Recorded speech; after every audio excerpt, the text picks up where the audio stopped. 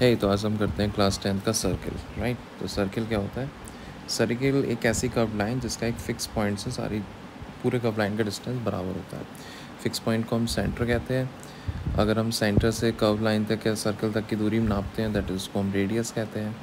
एक लाइन जो सेंटर से पास हो रही हो सर्किल को 2 पॉइंट पर टच कर रही हो दैट इज़ डायमीटर। इसी प्रकार अगर एक कोई लाइन जो सर्किल को सेंटर से पास ना हो रही हो पर 2 पॉइंट पर टच कर रही हो दैट इज़ अ कॉर्ड। ये हमने पहले पढ़ा हुआ क्लास 9 में। इस बार जो हमारा मेन फोकस होगा वो होगा टेंजेंट। टेंजेंट क्या होता है? तो टेंजेंट क्या है? टेंजेंट एक ऐसी लाइन जो कि सर्किल को सिंगल पॉइंट पर टच करते हुए जाती है। जैसे हमने ये सर्किल बनाया तो अगर ये लाइन जैसे जा रही है ये सर्किल को कहीं टच नहीं कर रही, ये जो लाइन जा रही है सर्किल को 2 पॉइंट पर टच कर रही है। पर एक ऐसी लाइन जो सर्किल को सिर्फ एक पॉइंट पर टच करके जाती है उसको हम क्या कहते हैं? टेंजेंट। जो ये लाइन 2 पॉइंट पर टच करके इसको क्या कहेंगे? सीकेंट। इसको हम कहते हैं सीकेंट, राइट। तो आगे बढ़ते हैं इससे। टेंजेंट की डेफिनेशन अगर पूछी जाए, a line that intersect the circle at only one point is known as tangent. Got it? Okay, now let's move further. अगर ये सर्किल है, अगर मैं इस पर टेंजेंट बनाऊं तो एक पॉइंट पे कितने टेंजेंट बन सकते हैं? एक पॉइंट पे सिर्फ और सिर्फ एक टेंजेंट बन सकता है, राइट। और अगर मैं कहूँ पूरे सर्किल पे कितने टेंजेंट बन सकते हैं, तो circle is made up of infinite points. तो इनफाइनाइट पॉइंट पे इनफाइनाइट टेंजेंट ही बन सकते हैं। That every point there will be a unique tangent, right. Okay, ये हमारे एक्सरसाइज फर्स्ट एक्सरसाइज में फिल इन द ब्लैंक्स के फॉर्म में भी यूज़ होंगे। अब हम मूव करते हैं अपनी थ्योरम 10.1 की तरफ। थ्योरम 10.1 क्या कहता है? शुद्ध भाषा में थ्योरम 10.1 ये कहता है, स्टेटमेंट तो हम लिख ही रहे हैं, कि किसी भी सर्किल में अगर कोई टेंजेंट बना हुआ है तो सेंटर और उस पॉइंट ऑफ कांटेक्ट के बीच में जो रेडियस होगा वो रेडियस उस टेंजेंट से परपेंडिकुलर होता है, या फिर a tangent to any point of a circle is perpendicular to the radius through the point of contact. अगर पॉइंट ऑफ कांटेक्ट से हम रेडियस बनाते हैं that will pass through circle, centre of the circle वो perpendicular होगा। अगर हमने ये सर्किल बनाया, ये परपेंडिकुलर, ये जो ओ से हमने परपेंडिकुलर ड्रॉ किया है इसको मान लेते हैं ओपी। ओपी जो है वो ए बी के परपेंडिकुलर होगा। This is theorem 10.1। इसको हम न्यूमेरिकल्स में यूज़ करेंगे। अब बात करते हैं इसका प्रूफ कैसे होगा। तो इसका प्रूफ बहुत ही ईजी है। अगर हमने एक सर्किल बना लेते हैं, पहले ये हमने सर्किल बनाया, एक हमने सेंटर मार्क कर लिया, ये हमारा टेंजेंट गया ए बी, ये हमारा पी पॉइंट हो गया, वो हमारा ओ पॉइंट हो गया। एक और लाइन बनाई हमने ए बी पे कहीं टच कर रही है, मान लो क्यू पॉइंट पर टच कर रही है और आर पॉइंट पर टच कर रही है, राइट। अगर आप ढंग से देखोगे तो ओ पी हमको सबसे छोटी लाइन दिख रही होगी, है ना। ओ क्यू भी उससे बड़ा है, ओ आर भी बड़ा है। क्यों बड़ा है? तो पहले गिवन लिख लेते हैं कि we are given a circle with centre O and tangent A B. तो अगर ढंग से देखो तो ओ क्यू में जो ओ पी है वो एग्जैक्टली रेडियस है, जबकि ओ क्यू में रेडियस से ज़्यादा कोई डिस्टेंस है।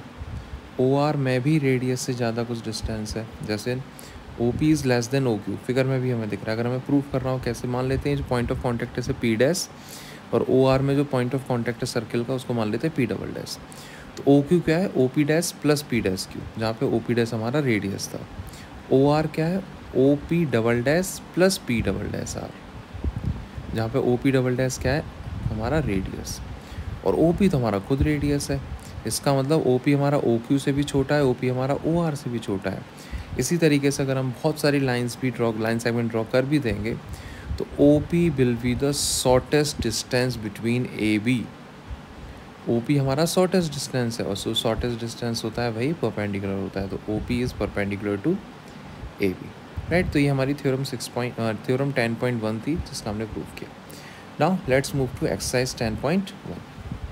फर्स्ट क्वेश्चन इसका क्या कह रहा है?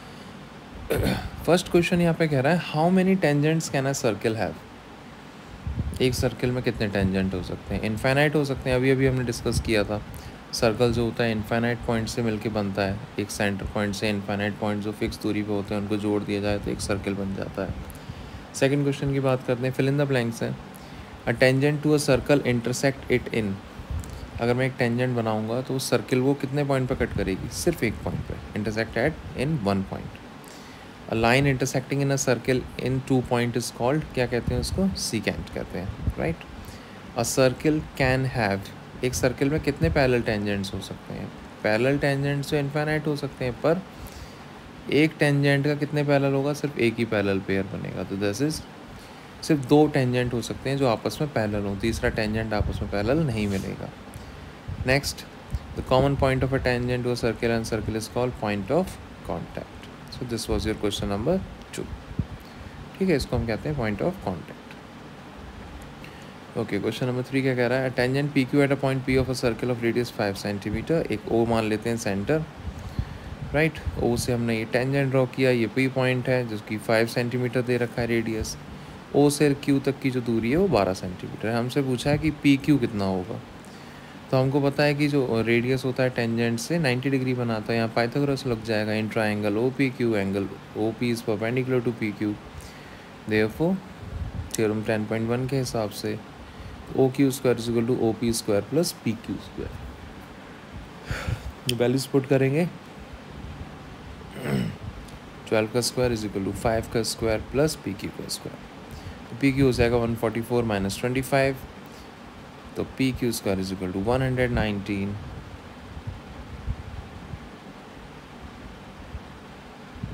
पी क्यू कितना हो गया? Under root 119। ऑप्शन डी दिख रहा है साफ साफ। Okay, let's move to question number 4।